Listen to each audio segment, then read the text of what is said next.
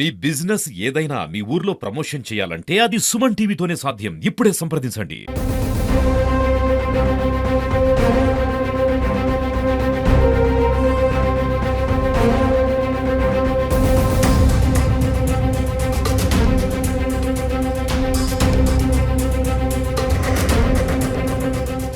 Welcome to Suman TV. నేను మీ కిషోర్. ప్రకృతిలో జరిగే అద్భుతమైన ఖగోళ మార్పుల్లో చంద్రగ్రహణం ఒకటి. అయితే శాస్త్రం ప్రకారం గ్రహణం అంటే కేవలం నీడ పడటం మాత్రమే కాదు, దీని వెనుక ఎన్నో ఆధ్యాత్మిక విషయాలు, దోషాలు మరియు పరిహారాలు నివృత్తి ఉన్నాయి. దాని గురించి మనతో మాట్లాడడానికి ఈరోజు ప్రముఖ ఆచార్యవరులు నరసింహ శర్మ గారు మనతో ఉన్నారు. వారిని అడిగి మరిన్ని విషయాలు తెలుసుకునే ప్రయత్నం చేద్దాం. నమస్కారం గురువు గారు. ఈ గ్రహణం అనేది ఖచ్చితంగా ఏ సమయానికి ప్రారంభమై ఏ సమయానికి ముగుస్తుంది? మనకు 3:19 గ్రహణ వేదన ప్రారంభమవుతుంది. గ్రహణం వచ్చేసేసి పట్టడము స్పర్శం అంటే 6:16 నుండి 47 వరకు కూడా మనకు మోక్షకాలం వరకు ఉంటుంది. కాబట్టి పట్టు స్నానం వచ్చేసేసి మనకు 6 గంటలకు ఆ ప్రాంతంలో చేయాలి. విడుపు స్నానం వచ్చేసేసి 6:50 ఆ ప్రాంతంలో విడుపు స్నానం చేయాలి.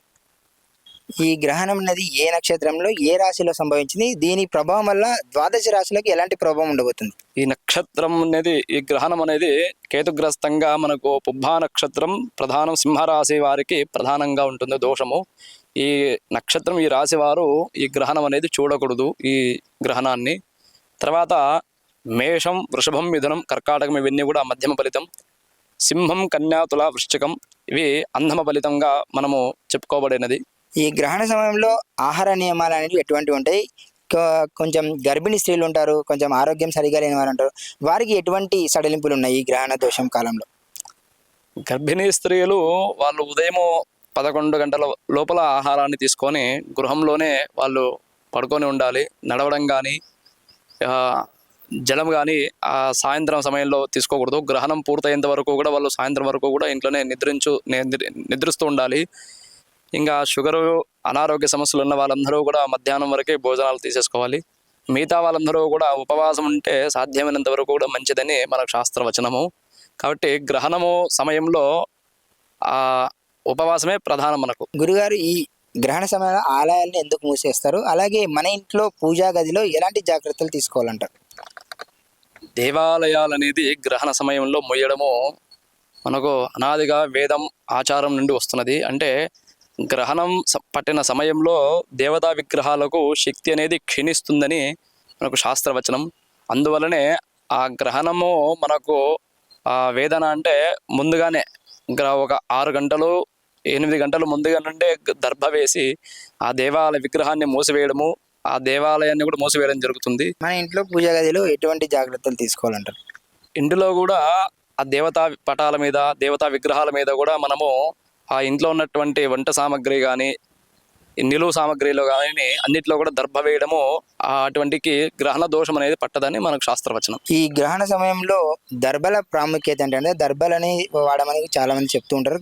కాకపోతే దీని కరెక్ట్ వివరణ అనేది మా ప్రేక్షకులకు కొంచెం తెలియజేస్తారు. దర్భ అనేది క్షీరసాగర మదనంలో మొదటగా విష్ణుమూర్తి ఆ యొక్క తాంబేలు ఆకారంలో కూర్మావతారంలో ఉన్నప్పుడు వాళ్ళు క్షీరసాగర మదనం చేసేటప్పుడు ఆయన వీపు మీద ఉన్నటువంటి వెంట్రుకలుగా ఆయన లేచి విదిరిస్తే అవి దర్భలుగా మారిపోతాయి అన్నమాట. ఆ దర్భలోనూ మనము పవిత్రమైనటువంటి పుణ్యకార్యాలకు, తర్వాత వచ్చేసి చనిపోయినటువంటి అపరకర్మలకు, తర్వాత దేవతా విగ్రహాలకు కూడా ఇవన్నీ కూడా వీటి వలన ఎటువంటి దోషం ఉండదని మనకు శాస్త్రవచనం. అందువలనే మా దర్భ అనేది బ్రహ్మతో సమానం. అటువంటి దర్భను ఉపయోగించడం వలన ఇటువంటి గ్రహణ దోషాలన్నీ కూడా ఇటువంటివి ఏవి కూడా విగ్రహాల మీద పట్టవని చెప్పి మనకు శాస్త్రవచనం. ఈ గ్రహణ సమయంలో చేసే జపతవ్వాలకి 1000 కోట్ల రెట్ల ఫలితం ఉంటుందని చెప్తారు. ఈ గ్రహణ సమయంలో ఎటువంటి జపాలు చేస్తే మంచిదంటారు? గ్రహణ సమయంలో ఎక్కువగా ఇష్టదేవత ప్రార్థన చాలా విశేషం.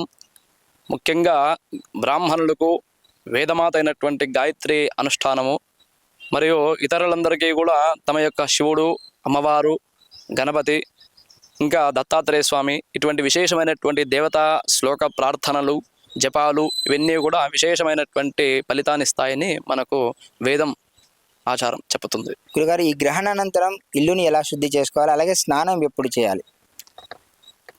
గ్రహణము విడుపు స్నానం అయిపోయిన వెంటనే మనము గృహమంతా కూడా శుచి శుభ్రాదులు చేసుకోవాలి. ఆవపంచదం ఇళ్ళంతా చల్లుకొనేసేసి ఇంట్లో ఉన్నటువంటి దేవతా పటాలు ఇవన్నీ కూడా కడిగి వాటికి మళ్ళీ పూజించుకోవడం జరుగుతుంది. అప్పటి నుండి మళ్ళీ వాళ్ళందరికీ కూడా శక్తి అనేటువంటిది వస్తుందని దానికి అర్థము. అందువలనే గ్రహణం విడిచిన వెంటనే దేవతా కార్యాలు, దేవాలయ దర్శనాలు, పుణ్యక్షేత్రాలు, నదీ స్నానాలు ఇవన్నీ కూడా మనకు ఆరోగ్యాన్ని, తర్వాత గృహము ఇవన్నీ కూడా భగవంతుని యొక్క అనుగ్రహం కలుగుతుందని మనకు శాస్త్రీయ వచనం. గురుగారి గ్రహణం యొక్క ప్రభావం ఉన్న వాళ్ళు ఎటువంటి దాన ధర్మాలు చేస్తే మంచిదంటారు? గ్రహణం అనేది మనకు ఈ కేతుగ్రస్తంగా ఉన్నది కాబట్టి కేతు ధాన్యము ఉలువలు, చంద్రుడికి తండూలం అంటే బియ్యము, ఇంకా సర్పబింబాలు వెండి ఇటువంటివన్నీ కూడా మనము బ్రాహ్మణుడికి యథాశక్తి దక్షిణ తాంబూలాలు ఇక ధాన్యము ఇవన్నీ కూడా ఇస్తే అటువంటి దానం అనేటువంటి దోషం అనేది నివృత్తి అవుతుందని మనకు శాస్త్రీయ వచనము. అదేవిధంగా పుబ్బా నక్షత్ర, సింహరాశి, వృశ్చిక రాశి, కర్కాటక రాశి వారు శాంతి కార్యక్రమం చేసుకోవడము చాలా విశేషమని మనకు పంచాంగ పరంగా మనకు తెలుస్తుంది. మిగతా వాళ్ళందరూ కూడా ఇటువంటి దానాలు చేసి శివునికి రుద్రాభిషేకాలు చేసుకుంటే ఈ గ్రహణ దోషం అనేది నివృత్తి చేసుకోవడానికి ఆస్కారం అవుతుంది. చాలా సంతోషం గురుగారు, చాలా చక్కటి వివరణ ఇచ్చారు చంద్రగ్రహణం నుంచి మా ప్రేక్షకులకు. చాలా సంతోషం. చూశారు కదండి, గ్రహణ సమయంలో మనం ఎటువంటి జాగ్రత్తలు తీసుకోవాలో పూజారి గారు చక్కగా వివరించారు కదా. ఇలాంటి మరిన్ని ఇంట్రెస్టింగ్ అప్డేట్స్ కోసం చూస్తూనే ఉండి సుమన్ టీవీ. కెమెరా పర్సన్ శేఖర్తో కిషోర్, సుమన్ టీవీ, కర్నూలు, నంద్యాల, ఉమ్మడి జిల్లా.